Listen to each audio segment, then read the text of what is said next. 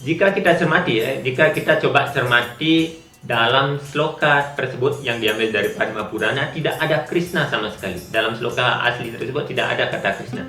Tetapi kenapa Srila Prabhupada kemudian menerjemahkan dan menafsirkan kalimat itu dengan kata Krishna? Itu kalau kita baca lagi di bait pertamanya itu kan Smartavyah Satatam Wisnu. Ini adalah video tentang opini, analisa, dan sudut pandang yang kemungkinan bisa sama atau bahkan jauh berbeda dari apa yang Anda pikirkan. Maka hargai perbedaan dan silahkan tulis sudut pandang Anda di kolom komentar. Om Swastiastu.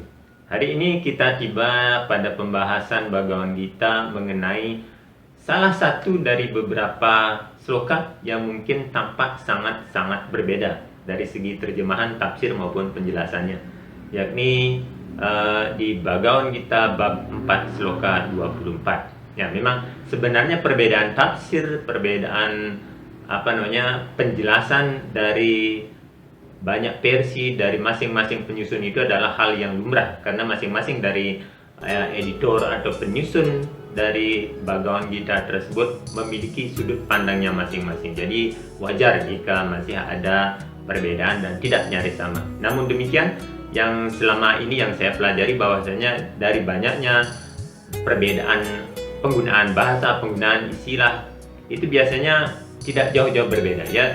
Mirip-mirip, pasti masih ada mirip-miripnya.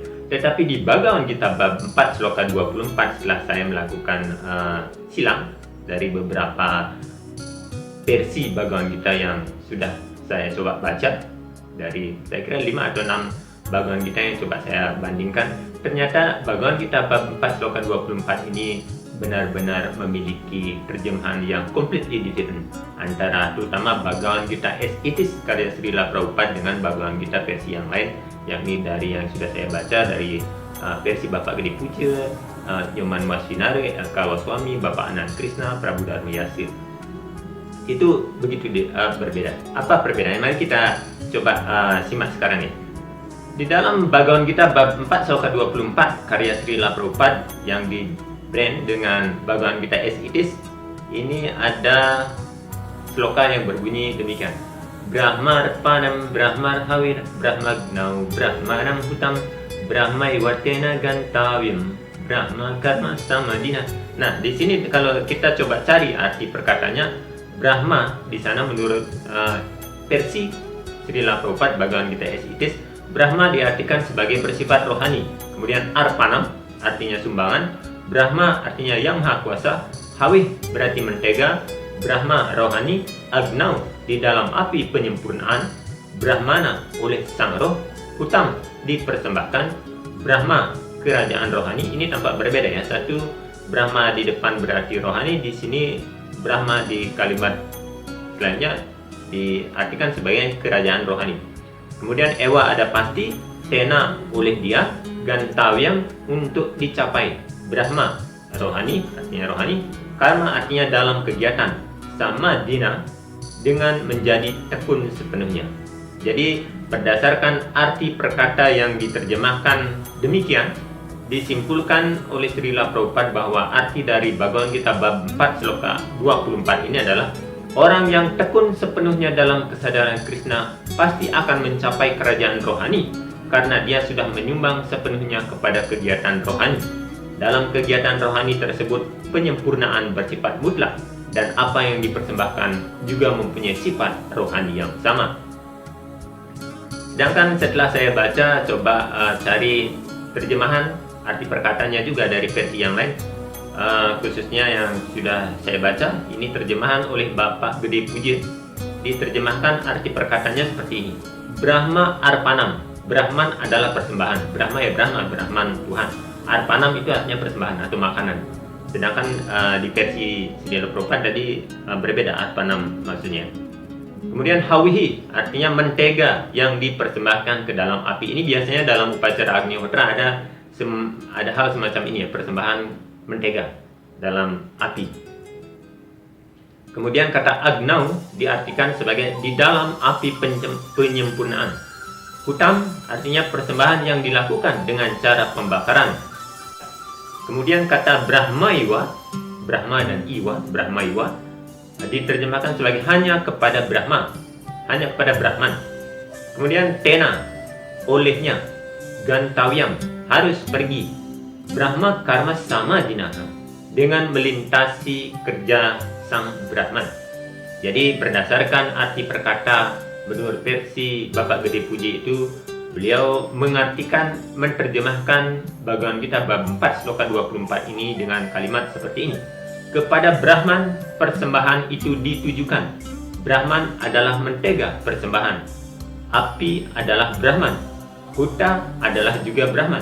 Maka hanya kepada Brahmanlah ia yang mengetahui Brahman harus menghadap dalam kegiatan kerjanya. Lantas terjemahan dari Prabu Dharmiyasi juga hampir sama, yakni Prabu Dharmiyasi menerjemahkan sloka ini dengan pengertian sebagai berikut. Kegiatan mempersembahkan adalah Tuhan. Persembahan itu sendiri adalah Tuhan. Ini hanya mengganti kata Brahman dengan Tuhan. Tuhan itu istilah yang lebih umum dipakai. Kalau Brahman mungkin bersifat agak hinduistik, apalagi kemudian diterjemahkan sebagai kesadaran Krishna. Itu lebih spesifik lagi, lebih mengkhusus lagi kepada satu kelompok tertentu saja. Tapi kata Brahman itu mungkin masih melingkup semua yang menganut paham Sanatana Dharma. Dan Tuhan adalah pengertian untuk umum untuk semua manusia. God atau bahasa Inggrisnya itu bisa menerima pengertian tersebut sebagai Tuhan. Dan bagi mereka yang seluruh perbuatan merasuk lelap di dalam persembahan kepada Tuhan, tujuan akhir mereka pun sesungguhnya hanya Tuhan itu sendiri.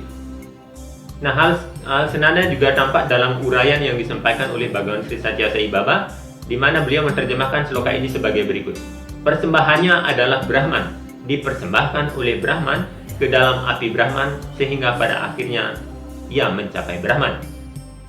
Jadi sloka ini bahkan dipakai sebagai mantra untuk ketika kita akan menerima anugerah prasadam atau lungsuran dari Iti Betara atau Tuhan ya. Brahma Panam Brahma Rahawi, Brahma Gnau, Brahmanam Putam, Brahma Yawasena Kantawyam, Brahma Karma Samadina. Itu dilanjutkan kepada di bab 15 sloka 14. Aham Vaiswanaro Bhutva Kardinam Deham Asritaha Prana Panatama Yuttaha Pacamyanam Caturvidam.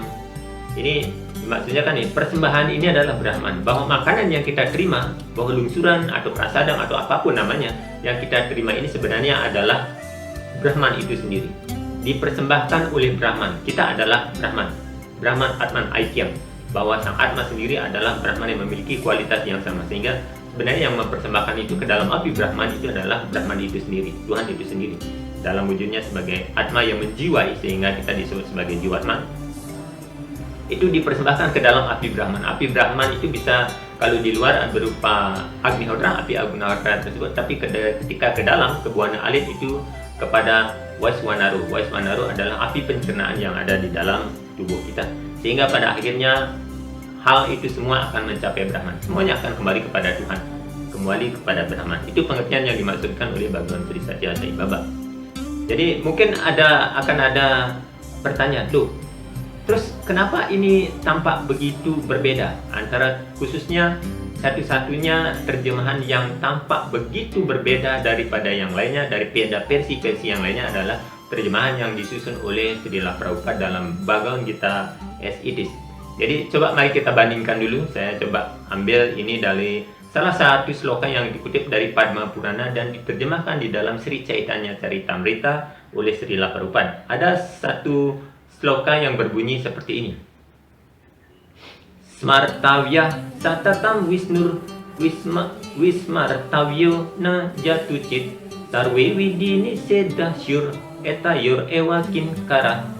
Ini diterjemahkan sebagai berikut. Krishna adalah asal mula Sri Wisnu. Ingatan hendaknya selalu terpusat pada Krishna dan jangan pernah lupa pada Krishna.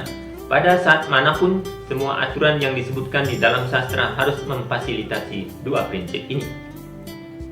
Jika kita cermati jika kita coba cermati dalam sloka tersebut yang diambil dari Padma Purana, tidak ada Krishna sama sekali. Dalam sloka asli tersebut tidak ada kata Krishna. Tetapi kenapa Srila Prabhupada kemudian menerjemahkan dan menafsirkan kalimat itu dengan kata Krishna? Itu kalau kita baca lagi di bait pertamanya itu kan Smartawiyah Satatam Wisnu, ada kata Wisnu, tetapi karena menurut perguruan atau kelompok dari Hari Krishna ini mengatakan bahwa Sri Wisnu atau Narayana itu bersumber daripada Krishna, maka terjemahan ini dimaksudkan sebagai berikut. Krishna adalah asal mula dari Sri Wisnu dan ingatan hendaknya selalu terpusat pada Krishna. Walaupun kalau diterjemahkan secara perkata itu mungkin artinya adalah hendaknya selalu terpusat pada Sri Wisnu atau Narayana, tetapi diganti dengan kata Krishna. Atau dalam hal lain, kalau kita coba lagi, saya sudah pernah membahasnya ketika kita mencoba mengkaji Bhagavad Gita, beberapa sloka dalam Bhagavad Gita bab 3 itu coba kita ingat kembali. Ada ulasan yang sudah saya buat sebelumnya ini, yakni di Bhagavad Gita bab 3 sloka 9 yang menurut Srila Prabhupada itu diterjemahkan sebagai berikut. Pekerjaan yang dilakukan sebagai korban suci untuk Wisnu harus dilakukan. Kalau tidak, maka pekerjaan mengakibatkan ikatan di dunia material ini. Karena itu, lakukanlah tugas kewajibanmu yang telah ditetapkan guna memuaskan beliau. Wahai putra Kunti, dengan cara demikian engkau akan selalu tetap bebas dari ikatan. Itu di Bhagavad Gita bab 3 sloka 9. Slokanya kan berbunyi seperti ini. Yajnartam karmanu nyatra loko yang karma bandana. Tad artam karma kaunteya mukta sanggah samacara. Nah, padahal di sloka ini tidak ada kata Wisnu sama sekali. Lihat, yajnartam karmanu nyatra loko yang karma bandanaha. Tad artam karma kaunteya mukta sanggah samacara. Sama sekali tidak ada kata Wisnu, tetapi di sana oleh Srila Prabhupada diterjemahkan sebagai pekerjaan yang dilakukan sebagai korban suci untuk Wisnu harus dilakukan. Jadi di mana linknya? Di mana persamaannya? Padahal di sloka ini benar-benar tidak ada kata Wisnu, tetapi dalam penjelasannya kata yajna diartikan sebagai korban suci untuk Wisnu. Di sana kata yajna di bait pertama yajnartam karmanu nyatra itu diterjemahkan, kata yajna diterjemahkan sebagai korban suci untuk Sri Wisnu. Dunia ini terbelenggu oleh kegiatan kerja, oleh karena itu wahai putra Kunti, lakukanlah kegiatanmu sebagai pengorbanan, jangan terikat oleh hasilnya. Yang kan demikian. Di video sebelumnya saya kira sudah sempat saya singgung bahwasanya bagaimana dalam Purana ada disebutkan bahwa Sri Wisnu atau Narayana pernah menjelma sebagai awatara ke bumi ini dengan nama Yajna. Pada waktu itu saya kira menyelamatkan bumi ya. Jadi Yajna itu adalah sebenarnya pengorbanan. Tetapi yang menjadi tidak konsistennya adalah ketika di satu sloka Yajna itu diterjemahkan sebagai Sri Wisnu itu sendiri yang pernah menjelma menjadi tokoh yang bernama Yajna, tetapi di sisi lain diterjemahkan dalam konteks kepada para dewa, khususnya di Bhagavad Gita bab 3 sloka-sloka selanjutnya, yakni ketika kita menyinggung persembahan kepada para dewa di bab 10, 11, 12 itu kata Yajna diganti dengan kata korban suci. Coba kita lihat kembali. Ini di bab 3 sloka 10 as it is. Pada awal penciptaan, penguasa semua makhluk mengirim generasi-generasi manusia dan dewa beserta korban-korban suci untuk Wisnu dan memberkahi mereka dengan bersabda, berbahagialah engkau dengan Yajna atau korban suci ini, sebab pelaksanaannya akan menganugerahkan segala sesuatu yang dapat diinginkan untuk hidup secara bahagia dan mencapai pembebasan. Di sini kata Yajna kembali diartikan sebagai persembahan untuk Wisnu. Walaupun dalam slokanya memang tidak mengacu pada kata Wisnu, tetapi ada kata Yajna sebagaimana di sloka 9 sebelumnya. Kita lihat, Saha Yajna Prajastritwa Purowaca Prajapate Anena Prasawi Yadwa Esa Wo Asti Ista Kamaduk. Ini bisa kita lihat jelas perbedaan maknanya ketika di versi lain. Setelah saya cek di sloka yang sama, bait sloka yang sama, tidak ada perbedaan sama sekali. Sloka dalam Bhagavad Gita itu semuanya sama, mungkin penempatannya yang berbeda, sebagaimana yang sudah saya singgung juga di Bhagavad Gita bab 1 itu kan ada perbedaan jumlah sloka.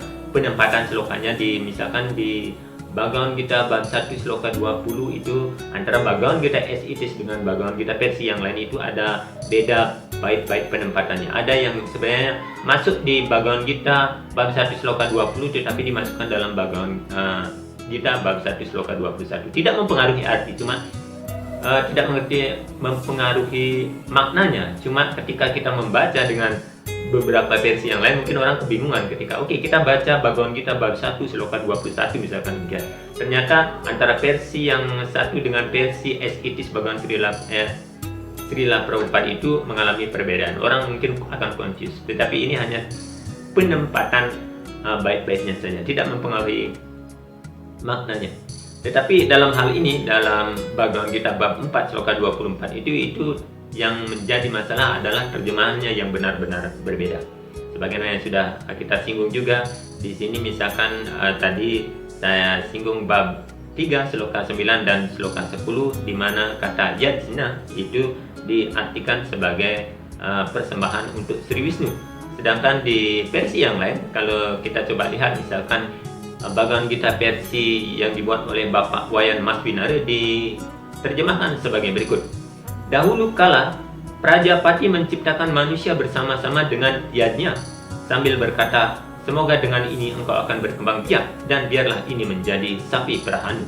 Jadi dalam hal ini Bapak Nyoman Maswinara menerjemahkan bahwa kata yajna itu adalah sebuah korban suci. Artinya ketika kita runut dalam kalimat ini, dahulu kala Prajapati, kalau Prajapati itu misalkan diartikan oleh satu dua versi itu sebagai Tuhan. Kita ganti dulu kata Prajapatinya. Misalnya lagi, dahulu kala Tuhan menciptakan manusia ini bersama-sama dengan yajna. Artinya dengan sebuah ritual, dengan sebuah prosesi yang bernama yajna atau korban suci yang tulus ikhlas. Tuhan menciptakan semua ini dengan keikhlasan penuh. Sambil berkata, semoga dengan ini engkau berkembang biak dan biarlah ini menjadi sapi perahanu atau kamadu. Jadi yajna di sana adalah sebuah korban suci. Tetapi kalau versi Srila Prabhupada, yajna itu adalah korban suci untuk Sri Wisnu. Jadi jika diterjemahkan kemudian dirangkai dalam kalimat akan menjadi seperti itu. Dahulu kala Prajapati menciptakan manusia bersama-sama untuk persembahan kepada Sri Wisnu, kan demikian. Kita lanjut ke versi Bapak Gede Puji. Masih di sloka yang sama, di sloka 2, sloka berapa ini? Sloka 10 bab 3.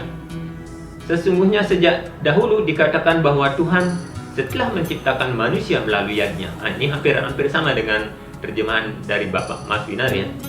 Sesungguhnya sejak dahulu dikatakan bahwa ketika Tuhan menciptakan manusia melalui yajna, artinya di sini kan melalui sebuah proses korban suci yang begitu ikhlas, Tuhan menciptakan manusia sesuatu korban suci yang kemudian diistilahkan dengan nama lain yakni yajna.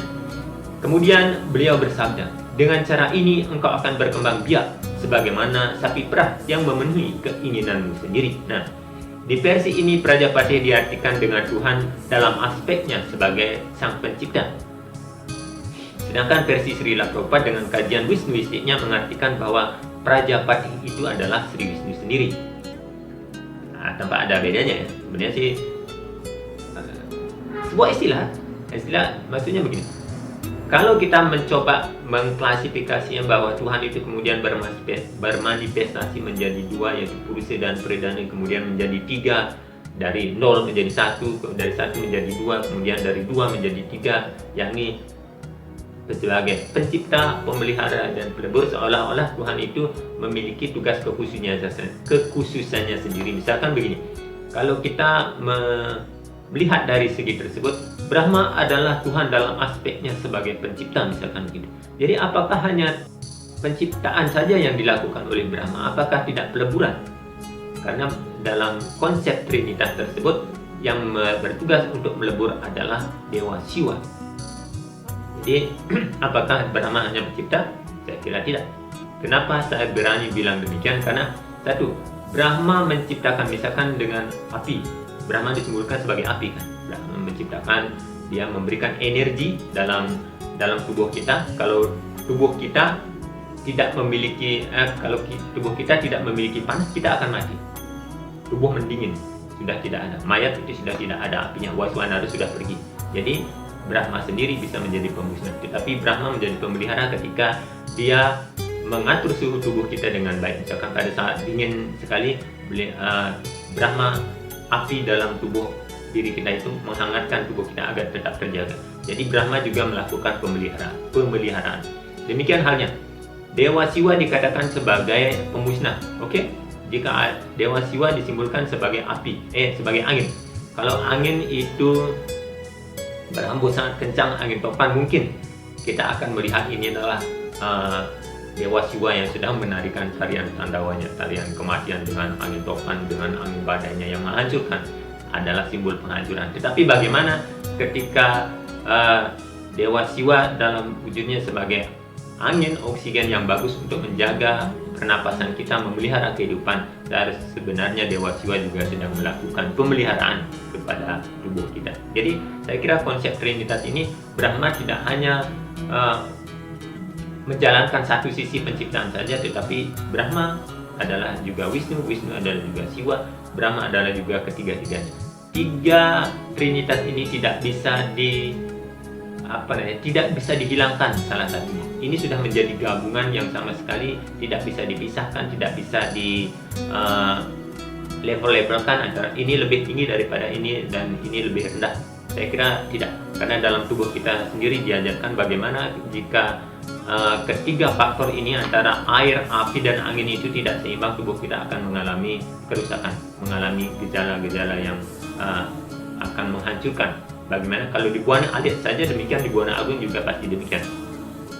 Jadi konsep Trinitas ini adalah konsep yang all in one, menjadi satu keseluruhan, menjadi satu kesatuan. Sama halnya dalam hal ini.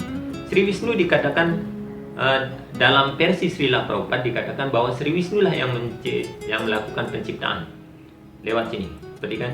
Kalau dalam versi Gede Puja dikatakan sesungguhnya sejak dulu dikatakan bahwa Tuhan setelah menciptakan manusia melalui yadnya telah berkata bahwa dengan cara ini engkau akan berkembang biak.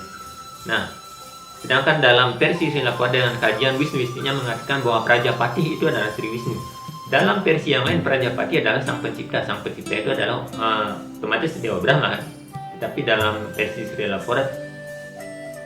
Srila Prabhupada itu kata Prajapati diterjemahkan sebagai Sri Wisnu, karena Sri Wisnu juga berfungsi sebagai pencipta, sebagai juga pendebur. Jadi ini sudut pandang saja. Ketika kita misalkan menggunakan sudut pandang Siwaisme, tentu saja Siwa adalah juga pemelihara, pencipta, pemelihara.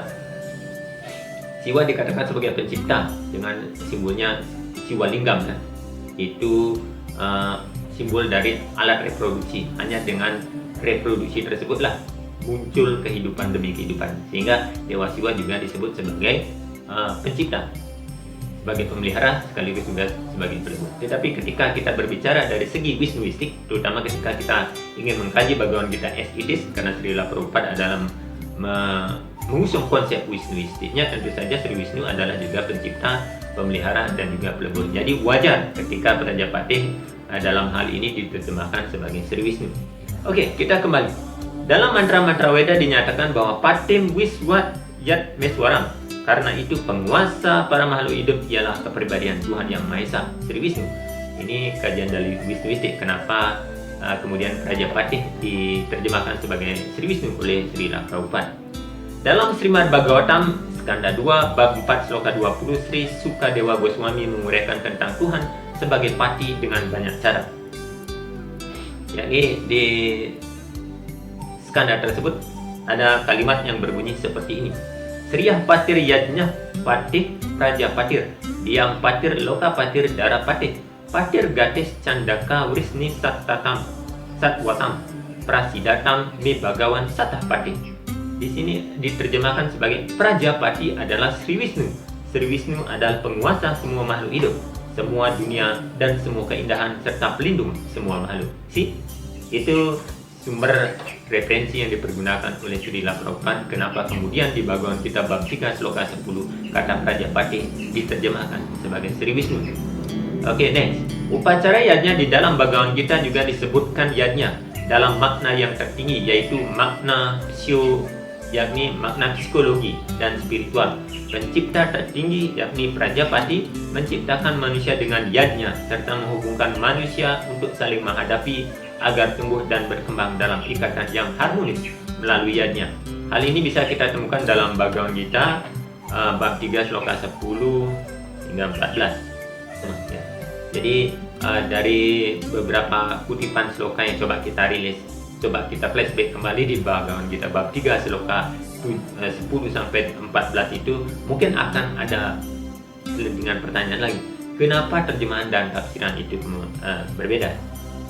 Nah, jadi selain sudut pandang ketika terjemahan ini dibuat oleh Srila Prabhupada atau oleh Bapak Gede Puja, Bapak Niman Wasinara, Pak Goswami, Bapak Anand Krishna, dan beberapa penyusun kitab suci Bhagavad Gita yang lainnya, sekali lagi mereka memakai sudut pandangnya masing-masing. Tapi dari sini kita bisa lihat beberapa versi yang sama, mungkin bisa jadi sudut pandang mereka mendekati. Ya, jika completely different, benar-benar berbeda, ya kita juga harus bisa memaklumi bahwa mereka memiliki sudut pandang yang berbeda pula. Jadi terjemahannya bisa berbeda. Kemudian alasan lain yang bisa kita ambil bahwasanya adalah fenomena perbedaan tafsir dan terjemahan itu adalah merupakan fenomena basya, bahwa sesuai perguruan dan kepentingan dan kebutuhan, maka arah pemahaman sebuah sloka dapat ditentukan oleh sang penterjemah dan acaryanya sendiri. Jadi sesuai dengan kebutuhan, kalau mengajarkan di versi wiswistik, tentu saja ia akan mengutip sloka-sloka yang bersesuaian untuk menyesuaikan hal tersebut.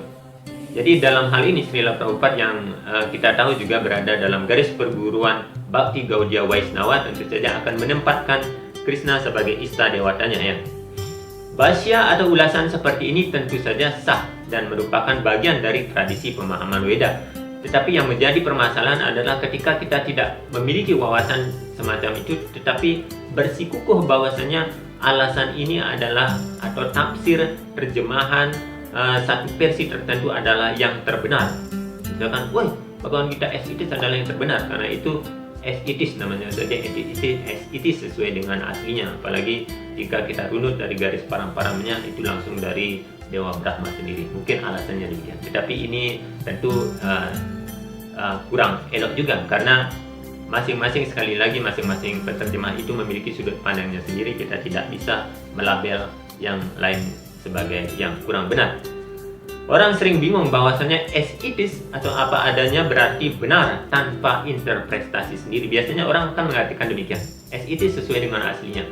Misalkan satu produk itu kita mengatakan, oh ini kecap asli Bangau, asli 100%. Hari ini kita berpikir, oh pasti asli dari kedelai kacang pilihan nomor 1, tidak dicampur-campur yang lain. Kata asli itu sebuah istilah saja. Tetapi sebenarnya tidak demikian adanya. Ini hanya dari perspektif Gaudiya saja. Ini as it is ini dari perspektif Gaudiya Sampradaya mengatakan bahwa itu oke, karena mereka yakin bahwasanya terjemahan, tafsiran yang telah diterima dari guru-guru pendahulunya itu tidak dicampuri, tidak ditambahi atau dikurangi sedikit pun. Hal-hal seperti ini disebut dengan komentar atau bhasya saja. Adi Sankara atau Adwaita, kemudian ada Ramanuja dari prinsip Visista Dwaita, Madhavacarya dalam konsep Dwaita, dan lain-lain hanya menulis bhasya atau komentar dan penjelasannya. Mereka tidak menyebut bhasya mereka sebagai yang paling murni dan paling asli sesuai dengan maksud dan apa yang disampaikan oleh Sri Krishna kepada Arjuna. Karena tidak ada satupun dari kita itu pernah secara langsung mendengar dan mengetahui maksud dari Sri Krishna. Kita tahu bahwasanya pada waktu itu yang mendengarkan Bhagavad Gita itu kan cuma Arjuna, kemudian ada Sanjaya, kemudian ada Vyasadewa, dan juga siapa satu lagi, raksasa Barbari mungkin. Mereka menyadari bahwa setiap bahasa yang disampaikan oleh avatar Sri Krishna itu banyak mengandung bahasa kias dalam konteks yang harus dikaji sangat mendalam, dan yang mana para penafsir Bhagavad Gita menyadari bahwa manusia tidak akan mampu sepenuhnya memahami secara pasti keaslian maksud sang Bhagawan. Jadi mereka pun menyadari bahwa komentar mereka baru sebatas tafsiran berdasarkan sudut pandang mereka. Jadi masing-masing jika kita lihat beberapa versi Bhagavad Gita yang dibuat dan disusun oleh beberapa orang itu, mereka hanya memberikan komentar, tafsir, bhasya berdasarkan sudut pandangnya, tetapi tidak mengklaim bahwa komentar mereka adalah komentar yang paling sahih, komentar yang paling benar dan paling asli. Tetapi kita tahu bahwasannya Srila Prabhupada tidak demikian adanya. Beliau justru dengan percaya diri melabel Bhagavad Gita yang disusun dan diterjemahkan olehnya sebagai as it is, sesuai dengan aslinya. Dan tentu saja beliau memiliki alasan yang kuat yang perlu kita tahu kenapa beliau sampai begitu pede melabel, membranding Bhagavad Gita yang disusunnya sebagai yang paling asli. Salah satu alasan yang bisa saya kemukakan di sini adalah yang sekali lagi ini adalah analisa dan kajian ya. Karena menurut saya itu beliau merasa bahwa semua guru-guru pendahulunya juga hanya mengcopy paste pernyataan guru sebelumnya yang menurut bagan parampara mereka itu langsung berawal dari Dewa Brahma. Jadi beliau yakin sepenuhnya bahwa dalam penyampaian dan penerimaan ajaran itu secara turun-temurun dalam garis perguruan tidak ada penambahan maupun pengurangan aslinya. Jadi asli sebagaimana pertama kali diwahyukan. Walaupun kita juga tahu bahwa pada saat ajaran itu diucapkan oleh Sri Krishna pada Arjuna, di sana tidak ada yang benar-benar hadir pada waktu itu. Apalagi di Bhagavad Gita bab 4 sloka-sloka awal kan ada dikatakan oleh Sri Krishna bahwa ajaran ini diturunkan secara turun-temurun melalui garis perguruan parampara. Tetapi setelah beberapa waktu ternyata garis perguruan ini terputus. Artinya putus. Tidak ada penerusnya. Ini garis perguruannya terputus ataukah ajarannya, inti ajarannya yang sudah membias sehingga dianggap sudah tidak ada lagi. Itu sudah saya coba bahas di video sebelumnya. Silakan nanti ditonton, dicari jika ingin melihat bagaimana saya mengkaji, coba menganalisa hal tersebut. Tetapi salahkah sikap Srila Prabhupada tersebut ketika beliau melabel Bhagavad Gita yang disusunnya sebagai yang paling asli, as it is, sesuai dengan aslinya? Saya kira tidak. Tentu saja tidak. Oke, sebab jika ini kita kaitkan dengan usaha untuk meyakinkan pengikut, metode seperti itu layak dan boleh dilakukan. Persis seperti produsen yang ingin mempertahankan suatu merek dagang tertentu, maka ia akan berusaha untuk membranding produknya dengan istilah yang membuat konsumen bertambah yakin tentang keaslian produk itu untuk dipilih dan dipergunakan. Jadi ya, wajar-wajar saja. Jadi apakah Bhagavad Gita as it is memang 100% sesuai dengan aslinya? Tentu hanya sang penyabda sendirilah yang bisa menentukannya. Jadi hanya Sri Krishna sendiri yang bisa menyabdakan, karena hanya beliau yang tahu pesan dan maksud dari apa yang disampaikannya. Sedangkan sementara pembaca hanya bisa menggunakan rasa dan logika mereka sendiri. Persis jika saya analogikan ini seperti pembeli yang mencoba membeli sebuah produk yang iklannya berisi kata-kata asli atau 100%. Misalnya produk makanan dan minuman ya. Ada misalkan satu produk kecap atau minyak atau yang lainnya yang mengatakan bahwa ini asli 100%, ini asli tidak. Yang berhak, kalau dalam hal ini kalau saya analogikan, maka yang berhak menentukan benar-benar itu asli atau tidak tentu saja adalah instansi yang mengurusi hal tersebut, selain misalkan BPOM, Badan Pengawas Obat dan Makanan, yang punya kewenangan untuk menentukan benar tidaknya.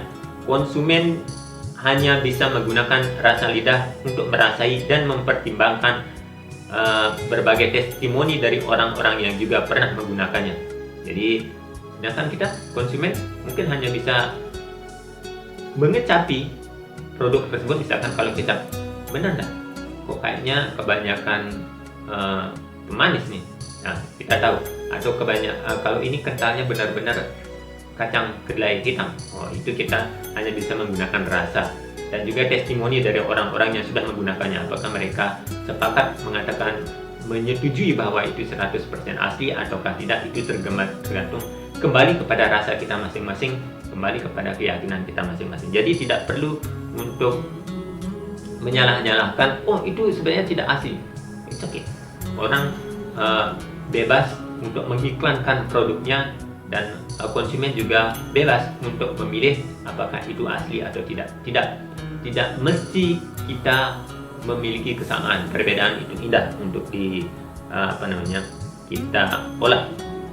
Namun demikian, untuk menjaga persaingan yang tidak sehat, sebuah produk juga sangat tidak dibolehkan untuk menyebut merek dagang yang lain sebagai yang lebih jelek, mengunggulkan produk sendiri tentu boleh, tetapi menjelekkan dan menghina produk lain itu jelas sangat-sangat tidak boleh. Dan kita juga mesti sadar diri bahwasanya dengan segala keterbatasan panca indera manusiawi dan dengan sifat ahamkaranya, kemungkinan kita salah dalam penerimaan dan memahami suatu maksud yang disampaikan itu juga sangat besar. Sebagai contoh, kenapa saya bisa mengatakan demikian? Kenapa saya dalam tanda kutip, mohon maaf ya, tanda kutip, saya meragukan bahwasanya apa yang disampaikan dari zaman dulu itu tidak ada penambahan dan pengurangannya, tidak ada misinterpretasi, tidak ada kesalahpahaman, itu saya benar-benar meragukan. Karena kembali kepada diri kita yang diliputi oleh ahamkara atau keegoan. Biasanya manusia itu merasa paling paling tahu, paling benar. Sifat manusia demikian, ada ego-ego demikian. Jadi ketika misalkan ketika seseorang mendapatkan informasi, ada orang tabrakan di sana. Ketika dia menyampaikan kepada orang lain, dia melebih-lebihi, seolah-olah dia melihat sendiri kejadian tersebut. Ini sudah lumrah terjadi. Kita ambil contoh, misalkan ini. Saya dapat dari sebuah postingan seorang sahabat ya. Di surat apa ini? Srila Prabhupada tanggal 22 Juni 1974 di Bad Hamburg, Germany. Ada statement beliau yang menyatakan sebagai berikut. Berjapalah dengan lantang dan ganggulah tetanggamu. Dengan berjapa secara lantang, maka kamu juga telah membantu para tetanggamu yang akan mendengarmu berjapa. Dan jika tetanggamu itu datang untuk mengeluh, kenapa kamu begitu mengganggu? Maka sebenarnya upayamu itu telah berhasil. Itu berarti dia telah mendengarkanmu. Nah, jadi Srila Prabhupada tertawa pada waktu itu. Jadi kamu telah mendengar dan membiarkan tetanggamu juga ikut mendengarkan makna mantra dari Maha Mantra ini.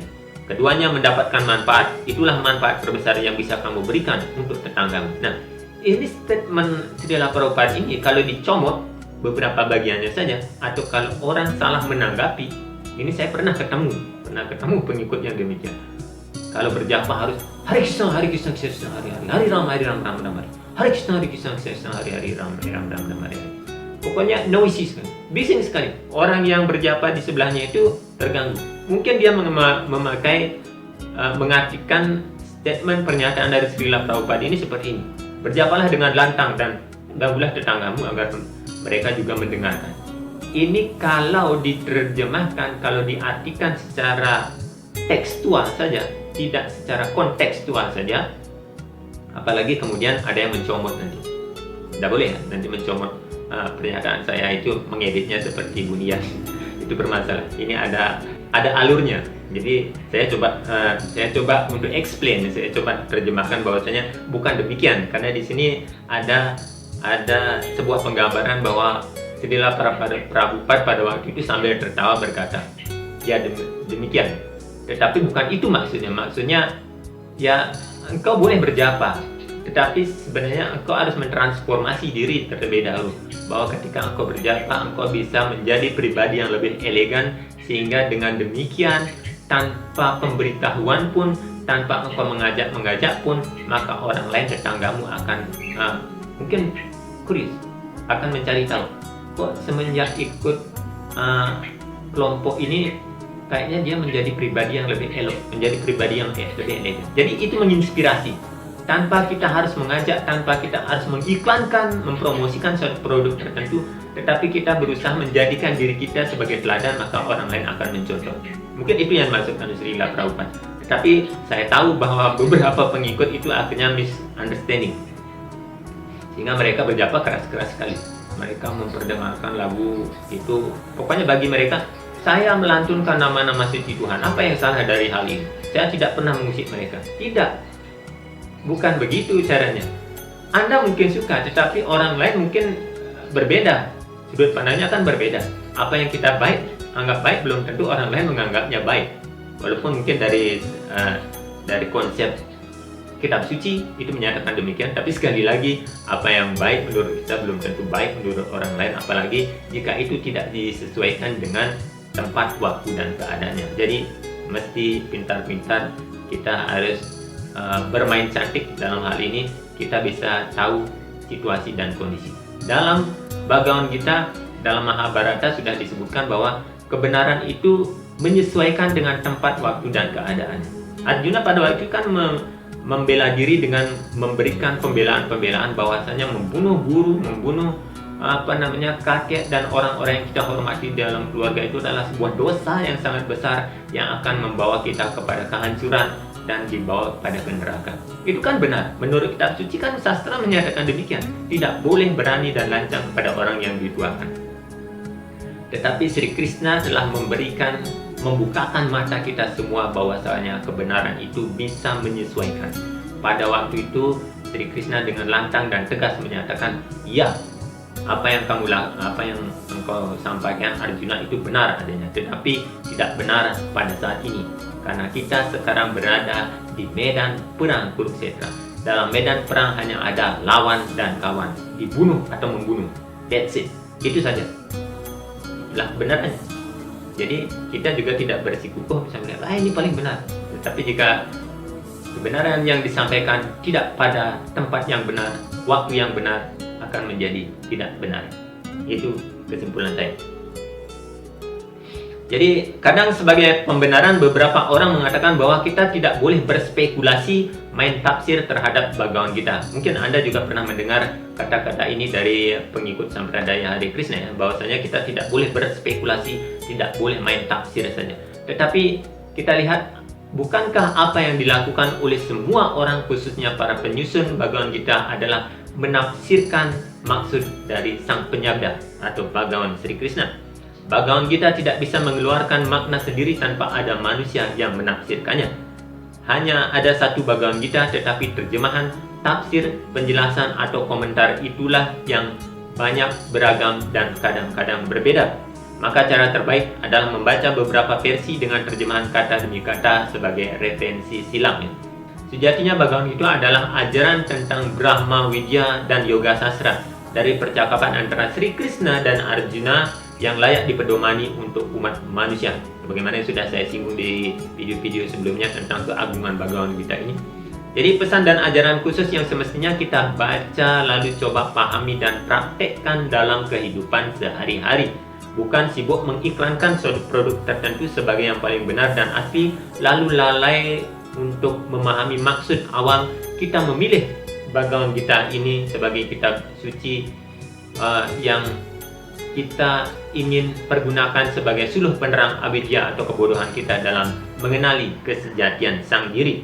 Jadi semoga dengan ulasan singkat ini boleh kita untuk membuka diri, melihat dan menengok kembali apa yang sudah kita lakukan, sehingga dengan ini kita mulai sadar bahwasanya yang lebih perlu untuk kita lakukan sekarang adalah giat belajar, lalu mulai memahami dan mempraktekkan ajaran itu tanpa harus menilai, apalagi merecoki proses orang lain yang juga sedang berusaha mengerti dan menjalankan ajaran luhur yang termuat dalam kitab suci Bhagavad Gita ini.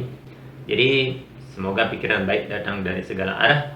Mohon maaf jika ada salah-salah kata dalam penyampaian, tidak terlepas karena kita manusia selalu kadang dipenuhi oleh kesalahan. Jadi mohon dimaafkan. Silakan nanti tuliskan komentar Anda jika ada sudut pandang yang lain untuk kita saling berbagi, saling menambahi kekurangan. Sekali lagi mohon maaf jika ada kata-kata dan penyampaian saya yang keliru. Semoga pikiran yang baik datang dari segala arah. Om Anubadrah Kertapu Yantu Wiswata. Om Santi Santi Santi Om.